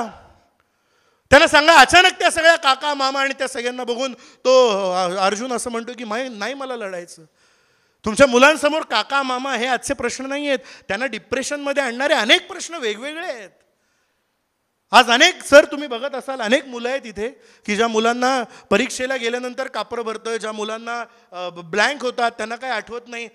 5000 वर्षांपूर्वी असाच ब्लँक झाला असेल ना अर्जुन कुरुक्षेत्रावरती, तेव्हा त्याला सांगणारा कृष्ण होता. आमच्या मुलांना सांगणारा त्याचा घरात त्याचा सख्खा नातेवाईक कृष्ण होता. मला सांगा, आज तुमच्या घरात असा नातेवाईक कृष्ण आहे का तुमचा एक सखा? कुणी नाही असा. तो त्याला सांगतो की असतील ते तुझे, असतील ते आप्तस्वकीय. तो म्हणतो नाही लढायचं मला. तो सांगतो लढलं पाहिजे. हतो वा प्राप्स्यसि स्वर्गम जित्वा वा भोक्ष्यसे महिम तस्मात् उत्तिष्ठ कौन्तेय युद्धाय कृतनिश्चय. हे सांगणारा श्रीकृष्ण नको आहे का? सावरकरांनी काय सांगितलंय की आमची आई आम्हाला घेऊन बसायची, मग आम्हाला प्रश्न पडायचा, मग आम्हाला कळायचं, मग आम्हाला राम कळला, मग आम्हाला कृष्ण कळला, मग आम्हाला लक्षात आलं की त्या रामासारखं आणि कृष्णासारखं व्हायचं असेल तर आपल्याला पराक्रम केला पाहिजे, तर आपल्याला ऊर्जा वाढवली पाहिजे, तर आपल्याला राष्ट्रभक्तीची ज्योत मनामध्ये पेटवली पाहिजे. हे कधी घडतच नाही आमच्या देशामध्ये. आम्ही कधी त्या ज्ञानोबाची ओवी आमच्या मुलाला सांगतच नाही. कसा त्याला धर्म कळेल आमचा? ऑस्ट्रेलियाच्या विद्यापीठामध्ये ज्ञानेश्वरीवरती PhD करणारी ऑस्ट्रेलियन मुलं आहेत आणि आमच्या मुलाला ज्ञानेश्वर म्हणजे कोण हे माहितीच नसतं. आमच्या मुलाला ज्ञानेश्वरांबद्दल काही सांगितलंच जात नाही. कोण होता ज्ञानेश्वर? संत होता बस, हो ना? कितव्या वर्षी लिहिली ज्ञानेश्वरी? सगळा उजेड आहे. तुम्ही किती वर्षाचे आहात? तुमच्यापेक्षा 1 वर्ष मोठा होता ज्ञानेश्वर. 16व्या वर्षी किती? 24,000 ओव्या लिहिल्या. किती? तुम्ही 24 लिहू शकाल? का घडत नाहीत ज्ञानेश्वर आजच्या काळात? पालक पिढीला मला जागा काय असं हलवून हलवून गदा जागा करायचं आहे बरं का. त्याच्याशिवाय देव, देश आणि धर्म याचं महत्त्वच नाही कळणार. त्याच्याशिवाय नाही कळणार तुम्हाला की काय घडतंय, आपण काय निसटून चाललेलं आहे. ती जी एक अशी ती लहान मुलांना खेळायला ती खेळणी मिळते बघा, त्या खेळणीत त्या वरच्या डब्यातनं ती वाळू खालच्या डब्यात पडत असते आणि असा एक विशिष्ट वेळ जातो आणि ती वाळू त्या पडत पडत पडत संपून जाते आणि खालचा डबा भरतो. मग पुन्हा तो डबा उलटा करायचा असतो आणि ती पुन्हा वाळू अशी पडत राहते. अशी खूप वाळू, असं खूप पाणी वाहून गेलेलं आहे, पण आम्हाला कधी गरजच वाटली नाही. आम्हाला कधी वाटलंच नाही की आम्ही खऱ्या अर्थानं त्या मुलांकडे लक्ष द्यावं. आणि आम्ही मग सांगायला गेलो की आमची मुलं वाचतच नाही होत. पण आता पालकच वाचत नाही तर मुलं कुठून वाचतील? म्हणून अजून एक प्रयोग करा. 1000 रुपये खिशातले खर्च करा आणि ते 1000 रुपये खर्च करून मालाडच्या उत्तम पुस्तकांच्या दुकानात जा आणि पुस्तकांच्या दुकानामध्ये गेल्यानंतर काय करा तर राजा शिवछत्रपती नावाचं एक पुस्तक विकत घ्या, बाबासाहेब पुरंदरे. आणि ते पुस्तक विकत घेतल्यानंतर तुमच्या घरातली जी मुलं, बरं मला एक गोष्ट सांगा, सगळे पालक आणि शिक्षक काय करायचं देव, देश, धर्मासाठी? तर साधा प्रयोग आहे. 1000 रुपये खर्च करू शकतो. विकेंडला शनिवार रविवारी चायनीज खायला गेलो तर 4 माणसांचं 1000 रुपयाचं बिल होतं. एक दिवस ते बाजूला ठेवा आणि राजा शिवछत्रपती विकत घेऊन या आणि एक प्रयोग करा की संध्याकाळी पोर शाळेतनं घरी आलं की त्याला छान आपल्या बाजूला बसवा आणि आपल्या बाजूला बसून त्याला एक प्रश्न विचारा की बाळा, तू आता 15 वर्षांचा झालास, तू आता 9वी मध्ये गेलास, तुमच्याबद्दल बोलतोय मी, तर 9वी मध्ये गेला. मग मला एक चला तुम्हालाच विचारूया, युनिफॉर्म कुणी घेऊन दिलाय? हां, आई वडिलांनी. घरून शाळेत कसं, आपलं शाळेतून घरी कसा येतोस? बस, सायकल, चालत, 3च पर्याय आहेत. हां बरोबर. डबा कोण करून देतं? आई करून देते. बरोबर. त्याच्यानंतर समजा जर पेनाची रिफिल संपली, पैसे कोणाला मागता? हां, आई किंवा 2च माणसं आहेत ना, बाजूच्या शेजाऱ्याला नाही मागत ना. बरोबर, मान्य? बरं, हॉबीचा क्लास कोणाकोणाला आहे? काहीतरी छंद वगैरे फालतू असं काहीतरी असतं. हां, काय काय कसला छंद आहे? गाणं, चित्रकला. चित्रकलेच्या क्लासला जातेस, पैसे कोण भरतं? हां, आई भरते. बरोबर. हां, कसला छंद आहे? कराटे, पैसे कोण भरतं? बाबा. ऐका, तुमच्या पोरांना जाणीव आहे, तुम्ही त्यांचा सगळा खर्च उचलता. बरोबर. आता जर तुमची आई तुम्हाला संध्याकाळी जेवण झाल्यानंतर जर बोलवलं तुमच्या आईनी की बघ बाळा, तुझ्या कराट्याच्या क्लासचे पैसे मी भरते. बरं, आई कधी किरकिर करते का? आता पैसे नाही भरायचे मला, 9वीत गेलास बास पुरे, आता 10वीत जायचं नाही, असं म्हणेल आई? तुम्हाला आनंद होईल, पण आई म्हणेल का असं? आई असं म्हणणार नाही. बरं, मग आईने असं संध्याकाळी बसवलं तुम्हाला एक दिवस बाजूला आणि आई असं म्हणाले की बाळा, तुझ्या छान युनिफॉर्म मी घेऊन देते, तुला डबा करून देते, बाबा तुझ्या शाळेची फी भरतात, काय ती बस बीस लावली, असं सगळं आम्ही करतो, तर तू माझ्यासाठी एक गोष्ट करशील का? तर तुम्ही हो म्हणाल की नाही म्हणाल? हो म्हणाल ना. एवढं आई बाबा करतात, आपण एखादी तर गोष्ट केली पाहिजे ना. हो ना. बघा, पोरं हो म्हणतील. आता तुमची जबाबदारी, आता ते 1000 रुपये खर्च केलेत आपण राजा शिवछत्रपतीसाठी, आलं लक्षात? बरोबर संध्याकाळी AC लावायचा, छान पंखा लावायचा आणि 10ची सिरियल संपली की मोबाईल, इंटरनेट बंद करायचं. ऐका, हे फार मोठे अडथळे आहेत आजच्या काळातले की ते इंटरनेट बंद करायचं आणि ते बंद केल्यानंतर बाळाला म्हणायचं, आपल्या सोनूला म्हणायचं आपल्या की बाळा एक काम कर, आता 15 मिनिटं इंटरनेट बंद, मोबाईल बंद, TV बंद, माझ्या बाजूला बस आणि पहिलं पान उघडायचं राजा शिवछत्रपतीचं. असा प्रयोग 100 दिवस रोज घरात करायचा. 100 एक बरोबर रोज 2 पानं वाचायची, 2 पानं वाचायची, 2च पानं वाचायची, 3रं पानं वाचायचं नाही. 100 दिवसात 200 पानं होतात. 200 पानं होईपर्यंत मला माहिती आहे, मी पारायण केलीत पुस्तकाची. बरोबर तुम्ही येता, त्या अफजल खान आलेला आहे प्रतापगडाच्या पायथ्याशी आणि शिवाजी महाराज असे वरती आजारीपणाचं सोंग करून बसलेले आहेत. 101वा जो दिवस आहे त्या दिवशी बरोबर 201, 202 पानं येतात आणि ती पानं आली की 100 दिवस झालेले आहेत. 101व्या दिवशी म्हणजे 3 महिने साधारण होतात. 3 महिने झाल्यानंतर मुलाला त्या दिवशी संध्याकाळी आठवण करून द्यायची नाही की बाळा आपल्याला ते वाचायचं आहे, 3 महिने झाले आपण वाचतोय. अजिबात आठवण करून द्यायची नाही. छान जेव घालायचं, त्या दिवशी छान गोडधोड करायचं आणि छान पोराला खाऊ घालायचं आणि चला आता लाईट बंद करा आणि झोपायला चला असं म्हणायचं. मी तुम्हाला खात्रीने सांगतो, ते पोर तुमच्या जवळ येईल आणि तुम्हाला म्हणेल की अगं आई, लाईट काय बंद करायला सांगतेस, झोपायला काय सांगतेस, काल तो अफजल खान त्या प्रतापगडाच्या पायथ्याशी आला होता ना आणि महाराजांनी त्याच्यासाठी तो शामियाना बनवला होता ना. अगं आई, आज तो अफजल खान महाराजांना भेटायला येणार आहे ना. अगं आई, मला उत्सुकता आहे, महाराज खाली येणार आहेत का, अफजल खानाची त्यांची भेट होणार आहे का, काय घडणार आहे, मला हे ऐकायचंय. हे जोपर्यंत तुम्ही घरात करणार नाहीत मग 101व्या दिवशी तुमचे महाराज गडावरून खाली उतरतील.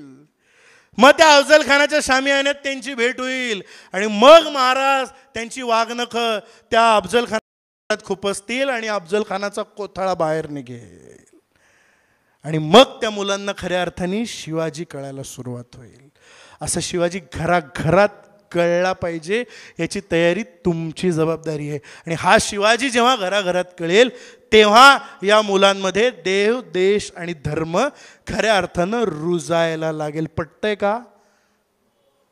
पटतंय ना? केलेत का असे प्रयोग कधी?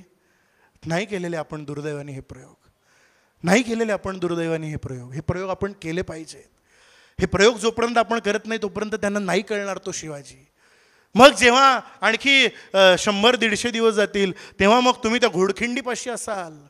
मग त्या घोडखिंडीपाशी त्या सिद्धी मसूदचं सैन्य आलेलं असेल. मग आमचे बाजीप्रभू, फलाजी प्रभू हातात 2 तलवारी घेऊन उभ्या असतील आणि 50 वर्षांचे बाजीप्रभू आमच्या 30-40 वर्षांच्या महाराजांना सांगत असतील की महाराज तुम्ही पुढं व्हा, आम्ही खिंड लढवून धरतो.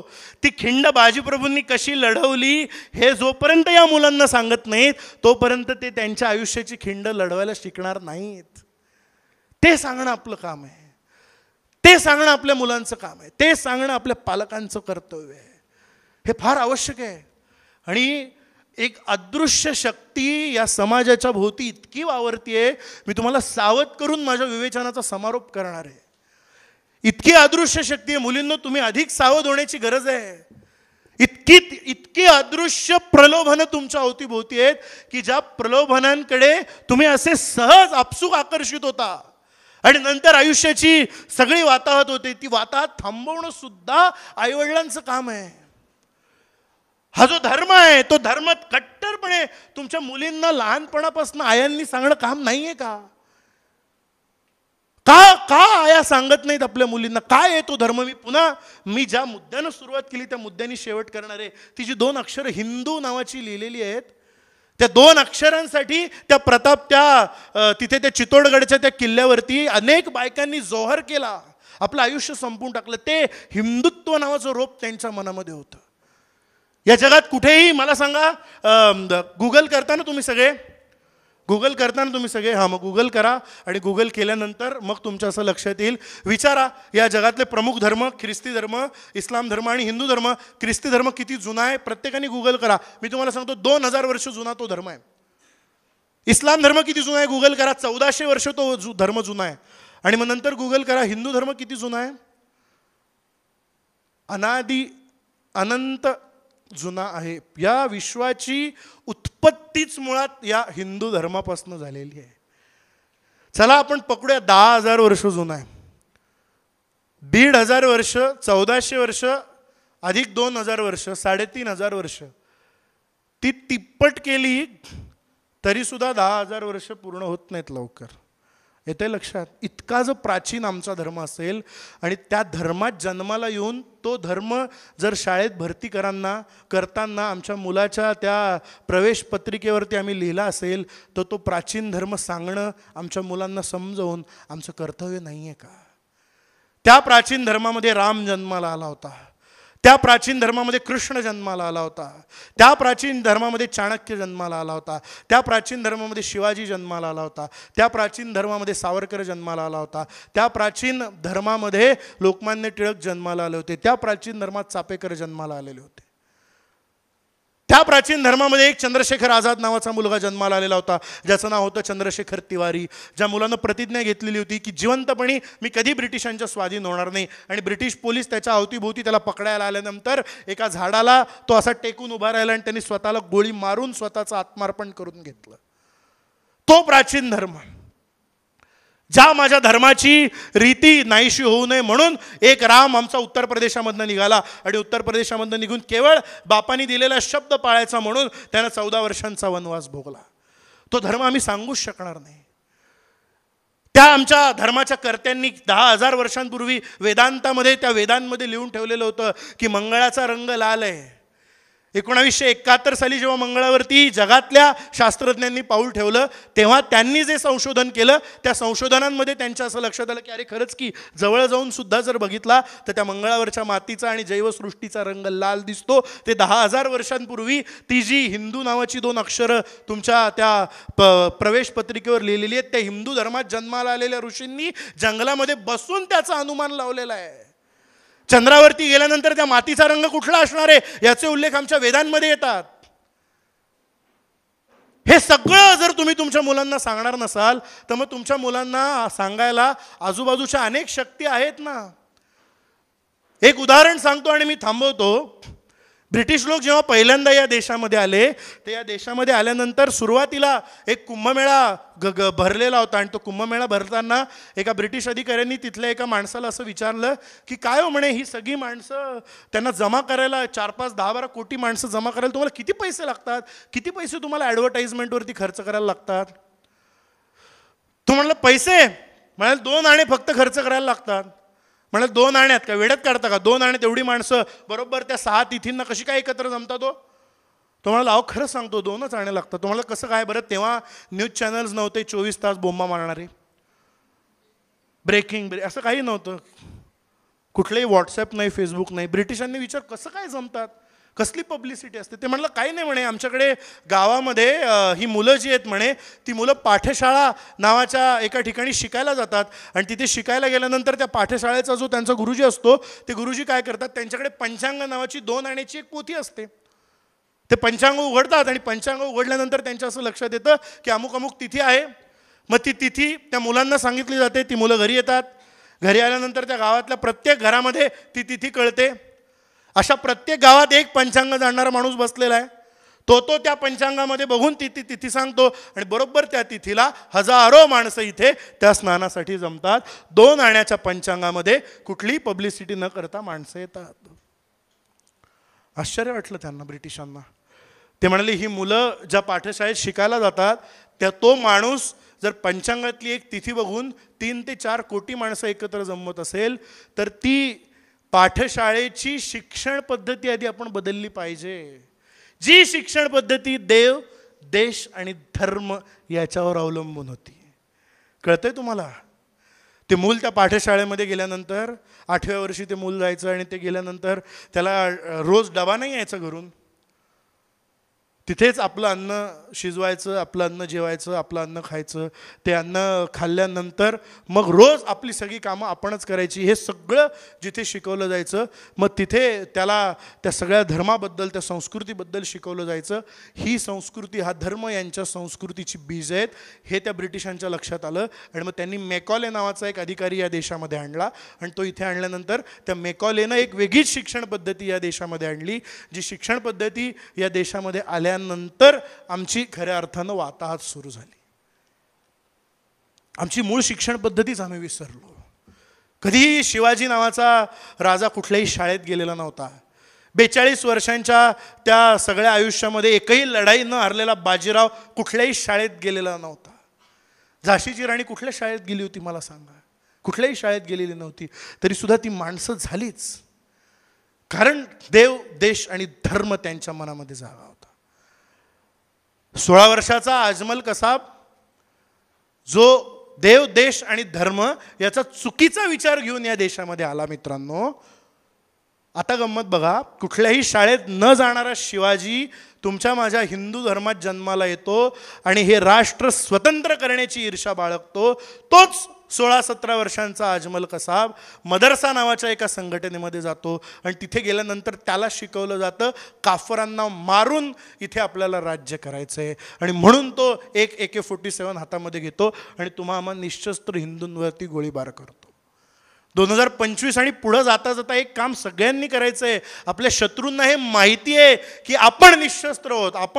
आपण साधा मला किती जणांनी नाही जणींनी झुरळ मारले 3-4 झुरळ मारायला आमच्या मुलींनी झाडू हातात घेतला तर आम्ही आमच्या मुलीला भूतदया शिकवतो. नको ग अगे कशाला ग अगं जाईन ते बाहेर.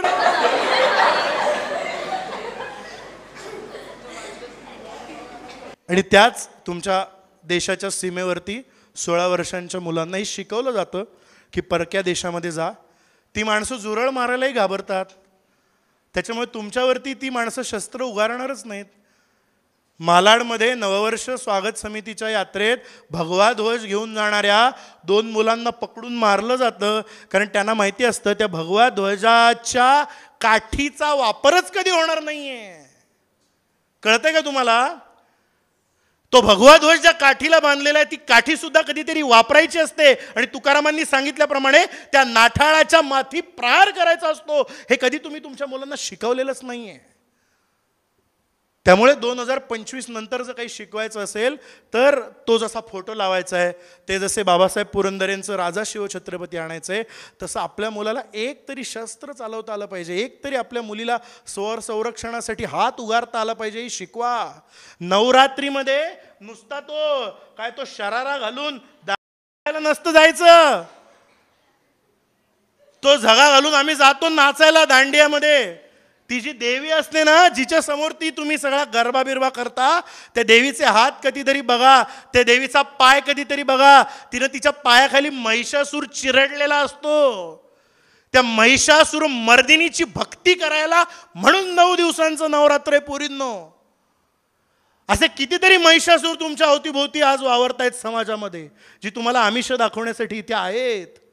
त्या देवीच्या हातात तलवार आहे आणि तिने तो पायाखाली महिषासूर तुडवलाय. वेळ आलीच तर तितपत काबिल होण्याची तयारी दाखवा. आणि आयांनो लक्षात ठेवा ही गोष्ट. तर खऱ्या अर्थाने देव, देश आणि धर्म टिकेल. नाही तर काय होईल मी तुम्हाला सांगतो. नाही तर काय होईल. नाही तर होईल असं की CST स्टेशनवरती येण्यापर्यंत मजल गेलेली होती. तुमच्या मुलांना जर तुम्ही हे शिकवलंच नाही, तुमच्या मुलांना जर तुम्ही कधी स्ट्रॉंग होणं शिकवलं नाही, त्यांना एखादं अवजार आणि स्वसंरक्षण कधी शिकवलं नाही. मी स्वसंरक्षण हा शब्द वापरतोय कारण मला माहिती आहे 10,000 वर्षांच्या हिंदूंच्या इतिहासात एकही हिंदू राजा नाही ज्यांनी स्वतःहून कुणाच्या प्रदेशावर आक्रमण केलं असेल. मला खात्री आहे की तुमची पोरं त्यांच्या अंगावर संकट आल्याशिवाय त्या शस्त्राचा वापर करणार नाहीत. 10,000 वर्षात हिंदूंचा इतिहास आहे की एकाही हिंदू राजाने कधी कुठल्या परकीय राजावरती आक्रमण केलेलं नाही. पण जर समोर चाल करून आला असेल तर त्याचा कोथळा काढूनच त्याला बाहेर पाठवलेला आहे. तो अफजल खान येताना तुळजापूरला गेला होता आणि तुळजाभवानीची मूर्ती तोडून आला होता. आणि आमचे रामदास स्वामी डेस्परेट झाले होते. ते काय म्हणाले होते, अगं दुष्ट संहारिले मागे ऐसे उदंड ऐकतो परंतु रोकडे काही मूळ सामर्थ्य दाखवी. खूप ऐकलं तू दुष्टांचा संहार केला. ज्या देवीची मूर्ती भग्न करून तो आला ना अफजल खान, तो त्याच्या पायाने जाऊ शकला नाही. त्याला ती शिक्षा देणारा शिवाजी तिथे प्रतापगडावरती बसलेला होता. लक्षात घ्या. अशी पोरं जर तुम्हाला तयार करायची असतील तर त्यांना देव, देश आणि धर्म शिकवा. आणि जर नाही शिकवला ना तर काय घडेल लक्षात घ्या. अजिबात सेक्युलर करा मुलांना.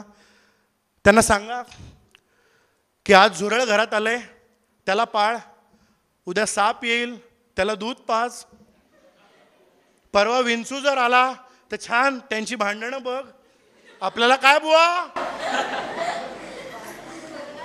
आपण पलंगावर झोपू, साप खाली झोपेल.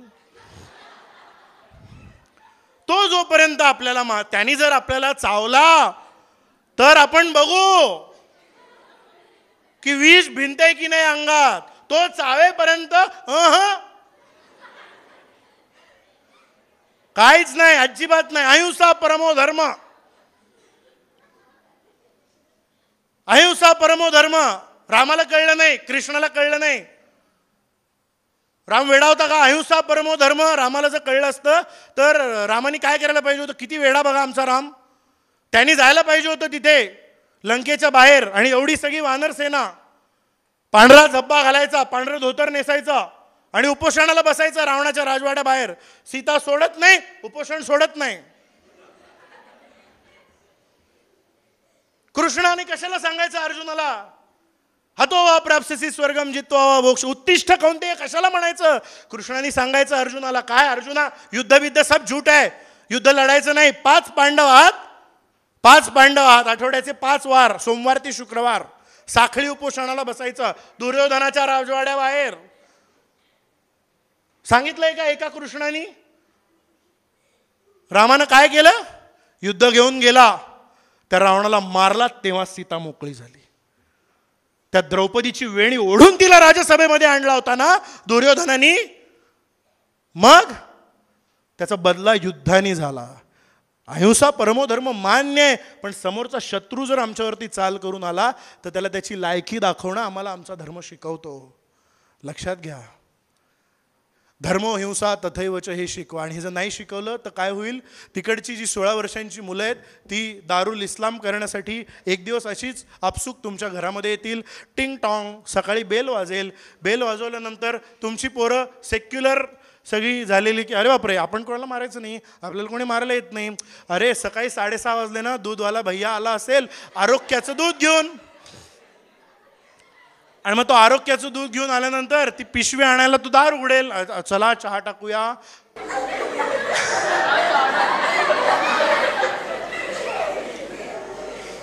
अगं दूध आलं ग, जा दार उघड,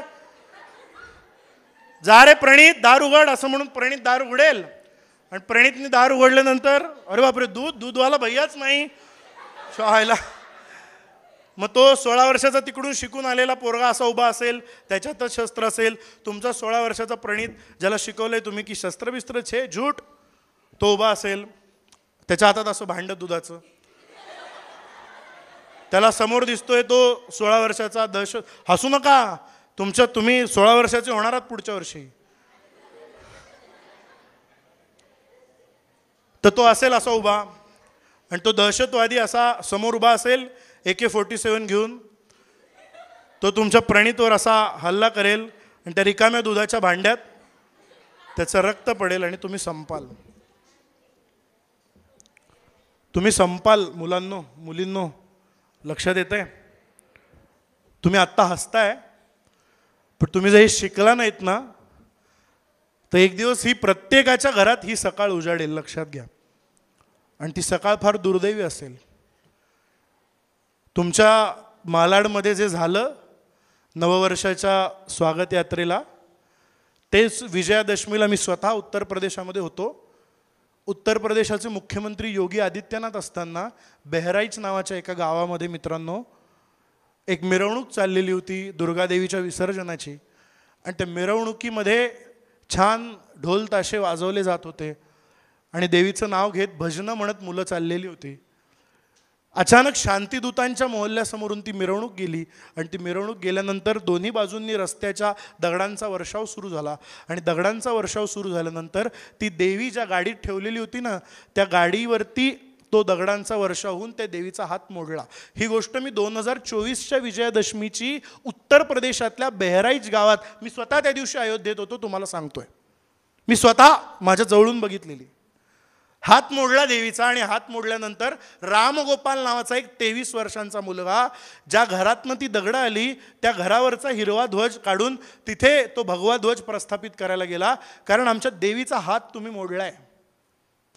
आणि तो जसा वर चढला तो हिरवा ध्वज काढून भगवा ध्वज लावणार, तसा कोण जाणे कुठून त्याच्यावरती बंदुकीच्या गोळ्यांचा वर्षाव झाला.